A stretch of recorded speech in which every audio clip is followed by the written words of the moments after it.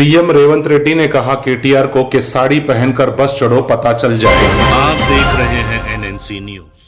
KTR ने जो सवाल किया सीएम रेवंत रेड्डी से 6 गारंटी के बारे में, उसका जवाब सीएम रेवंत रेड्डी ने कहा कि केटीआर को साड़ी पहनकर अच्छे से ड्रेसअप होकर बस में चढ़ो, फिर पता चल जाएगा 6 गारंटी का। क्या एक बस की गारंटी क्या 6 हो सकते हैं? ये तो बिल्कुल बेइंसाफी की बात है। आज तक भी 6 गारंटी का सही अमल में नहीं आया। ना लाइट फ्री हुई है, ना औरतों को जो पैसे देने का वादा किया ना अकाउंटों में आए, ना कोई हल हुआ। सिर्फ बस फ्री करने से अभी भी कोई हल 6 गारंटी का नजर नहीं आता। आखिर आपस में एक दूसरे की दंगल में ऐसे जवाबें देने से अच्छा कभी कोई भी पढ़ाई के बारे में, एजुकेशन के बारे में नहीं सोचा। आज तक कांग्रेस की हुकूमत ने अब तक नहीं कहा कि एजुकेशन माफिया के खिलाफ कुछ काम करेगी।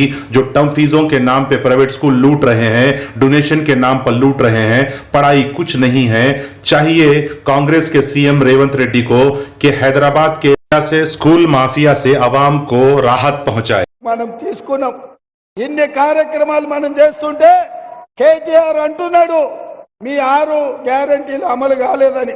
అందుకే ఈ వేదిక మీద నుంచి కేటీఆర్ కో సూచన చేస్తున్నా, అయ్యా నీకు సినిమా పరిశ్రమ వాళ్ళు బాగా తెలుసు కదా, నువ్వు మంచిగా చీర కట్టుకొని తయారయ్యి ఆర్టీసీ బస్ ఎక్కు।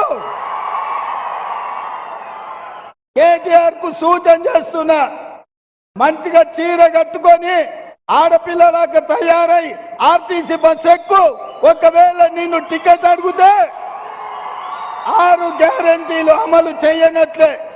టికెట్ లేకుండా నువ్వు ఇంద్రవెల్లి గాని, నాగోబ జాతర గాని, భద్రాచలం రాముల వారిని గాని, యాదగిరిగుట్ట లక్ష్మీ నరసింహస్వామిని దర్శించుకోవడానికి ఒక్క పైసా అడగకపోతే మా 6 గ్యారెంటీలను అమలు చేసినట్టే।